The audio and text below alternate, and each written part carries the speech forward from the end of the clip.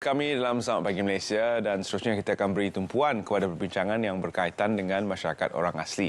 Jumlahnya menurut tetamu saya adalah hanya 280,000 orang saja secara keseluruhan dan mereka bukan sahaja ada di Semenanjung tapi juga di Sabah dan Sarawak. Mungkin terminologi berbeza sedikit, namun satu convention akan diadakan tidak lama lagi untuk membawa semua isu-isu yang berkaitan dengan masyarakat orang asli untuk dibincangkan. Kita bersama dengan tetamu saya yang bakal membincangkan pemerkasaan dan kelestarian komuniti orang asli, Yayasan Rhythm dan juga UKM. Kita diwakili oleh dua tetamu saya di sini, Santi Priyasami, Ketua Yayasan Rhythm, dan juga Profesor Dr. Kadarudin Ayub, Dekan Fakulti Sains Sosial dan Kemanusiaan UKM. Terima kasih kerana bersama kami. Terima kasih, Tuan. Mukadimahnya kepada mungkin Yayasan Rhythm yang mungkin saya ada silap sebut sedikit tadi, di mana agaknya pusat operasi Yayasan Rhythm dan apakah bidang tugas yang dilakukan oleh yayasan ini? Silakan, Puan Santi. Jadi Yayasan Rhythm, headquarters kami adalah di Petaling Jaya dan kami adalah social impact arm untuk QI Group of Companies. Jadi tujuan utama Yayasan Rhythm ini adalah untuk melibatkan diri dalam semua inisiatif komuniti dalam bidang pendidikan, dan pemerkasaan youth dan belia dan juga wanita dan juga alam sekitar. Jadi kita menjalankan projek-projek berkaitan dengan teras-teras ini di Malaysia dan juga di luar negara. UKM dari segi akademiknya banyak membantu kita untuk memahami masyarakat orang asli. 280,000 dan ada sub-etniknya lagi. Betul. Ada juga perbezaan antara masyarakat di Semenanjung dan Sabah dan Sarawak. Mungkin secara mukadimahnya kita boleh mengenali sedikit masyarakat orang asli yang mungkin kurang kita bincangkan. Kita pun mengakui di Selamat Pagi Malaysia mungkin kurang kita bincangkan isu-isu mereka. Namun di RTM kita ada Asyik FM yang bertumpu khas untuk masyarakat orang asli. Prof, silakan. Terima kasih, Terence. Tapi saya bukanlah pakar orang asli, Terence.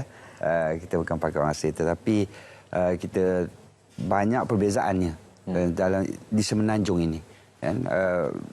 Pantai Barat ada berbeza juga, dengan Pantai Timur juga berbeza. Di kawasan tengah Semenanjung kita juga berbeza. Lebih pada 18 suku itu, kaum itu berada dalam keseluruhan Semenanjung ini. Dan UKM macam Terence cakap juga tadi, kita ini gedung ilmu, memang menyentuh langsung tentang orang asli ini dan juga perkembangan dan juga kemajuan, terutama sekali dari aspek pendidikan, Terence. Itu yang penting pada kami sebagai sebuah universiti watan negara ini. Pak Santi, mungkin kita boleh bincangkan sedikit tentang isu-isu berbangkit tentang pemerkasaan dan kelestarian masyarakat orang asli yang mungkin masih ingin hidup dengan cara mereka yang tersendiri. Namun kita tidak harus lupakan mereka dalam kita mengejar status negara moden, kita mendalami konsep seperti Malaysia Madani. Apakah dukungan konsep itu terhadap isu-isu yang dibawa oleh masyarakat orang asli? Silakan. Ya, jadi penglibatan kami dengan orang asli di Sabah dan juga di Semenanjung Malaysia, di Sabah dan juga di Pahang, dan kami juga akan melibatkan diri dalam satu lagi projek di Perak. Jadi dalam pengalaman kita dengan orang asli, apa yang kami lihat ialah mereka memang mempunyai tujuan, mereka memang mempunyai aspirasi untuk membangunkan diri mereka dan juga mengalami transformasi, tetapi mengikut kehendak dan keinginan mereka untuk mengoptimalkan sumber-sumber yang terdapat dalam rangka mereka. Jadi kami rasa kita sebagai mereka yang dapat mampu membantu mereka mesti menyedari keinginan ini dan berusaha ke arah memberikan sokongan dan bantuan ini supaya mereka juga dapat diperkasakan. Jadi dalam convention yang bakal tiba nanti, apakah antara topik-topik menarik yang diangkat dan bagaimana convention ini dapat membantu untuk masyarakat umum lebih menyedari tentang isu-isu dan acuan-acuan tersendiri masyarakat orang asli? Jadi saya ingat begini, Terence, tumpuan utama kita pada convention ini sebenarnya kita nak memperkukuhkan lagi kita punya usaha, kita punya matlamat itu terhadap kemajuan pembangunan masyarakat orang asli ini. Dia bukan sekadar convention yang membentangkan kertas kerja semata-mata, tetapi semua amalan-amalan terbaik, perbincangan-perbincangan yang besar untuk memperkukuhkan lagi kemajuan orang asli ini akan berada di convention ini. Sebab zaman ini semakin berubah, Terence, ya. Zaman ini semakin berubah, keperluan seperti mana Puan Syati katakan tadi juga semakin meningkat. Dan kita tidak juga harus meninggalkan komuniti orang asli ini. So itu tujuan utama convention ini. Kita nak kukuhkan, kita nak meningkatkan lagi dan bersama dengan semua ahli masyarakat itu. Sama ada di pihak kerajaan atau sudah tentu daripada badan-badan bukan kerajaan, NGO seperti Yayasan Rhythm. Dan bersama kami nanti juga akan ada juga daripada GLC juga akan berada bersama dengan kami. Jadi kita gembelingkan semua ini memperkukuhkan usaha ke depan, Terence. Itu yang matlamat besar di dalam convention orang asli ini. Kisah kita mungkin berbeza, sejarah kita mungkin berbeza, dan pengalaman masyarakat orang asli dan juga komuniti asal mungkin berbeza di seluruh dunia. Betul. Namun ada atau tidak best practice yang boleh kita ambil dari negara-negara lain yang juga ingin memajukan masyarakat komuniti asli mereka sendiri, seperti di Australia dan juga di Canada dan Amerika Syarikat. Apa yang boleh kita belajar daripada apa yang sedang mereka usahakan untuk membantu komuniti-komuniti asli dan asal di tempat mereka? Jadi kami di Yayasan Rhythm,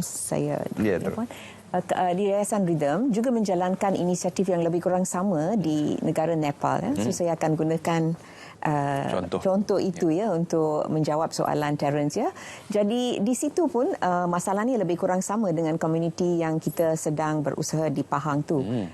So murid-murid, kanak-kanak di situ tidak mempunyai dokumen, jadi tidak dapat menghadiri sekolah.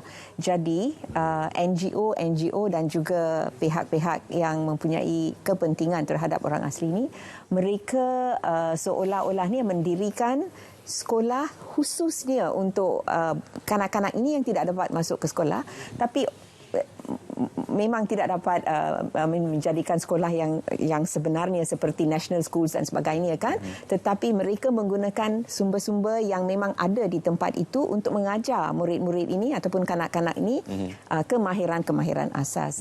So kami juga telah lebih kuranglah mencontohi projek itu, dan di Pahang, di Kampung Kuala Atuk, di Kuala Tahan, juga situasinya lebih kurang sama.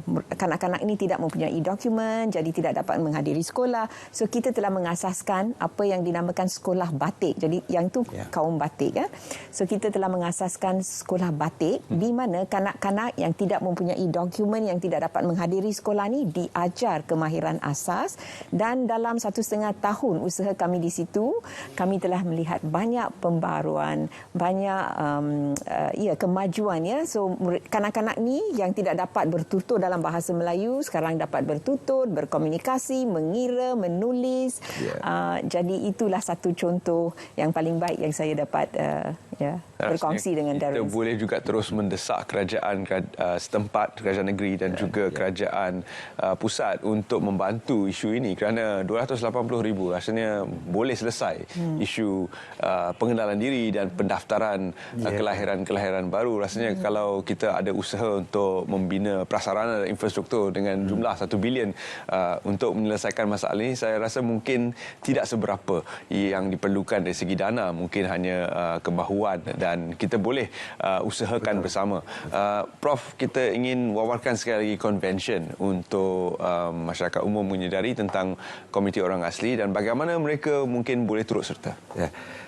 Convention komuniti orang asli ini akan kita adakan pada 20 dan 21 Jun ini di Fakulti 21 dan 22 Jun ini di Fakulti Sains Sosial dan Kemanusiaan Universiti Kebangsaan Malaysia. Ini juga adalah usaha sama antara Universiti Kebangsaan Malaysia juga bersama dengan Rhythm Foundation. Dan ini disertai oleh kurang lebih 4 ke 5 lagi universiti-universiti awam. Dan juga Persatuan Mahasiswa Orang Asli juga bersama dengan kita. Yayasan Sain Dabi. Yayasan Sain Dabi juga bersama-sama dengan kita membawa pemain-pemainnya di dalam convention ini. Dan itu yang saya katakan tadi itu tujuannya memang untuk memperkukuhkan lagi apa yang ada ini. Jadi convention ini sangat penting. Sangat penting dan kita jangkakan lebih 300 peserta yang kita alu-alukan kehadiran mereka yang kita sudah pun hebahkan untuk bersama dengan kami di Universiti Kebangsaan Malaysia.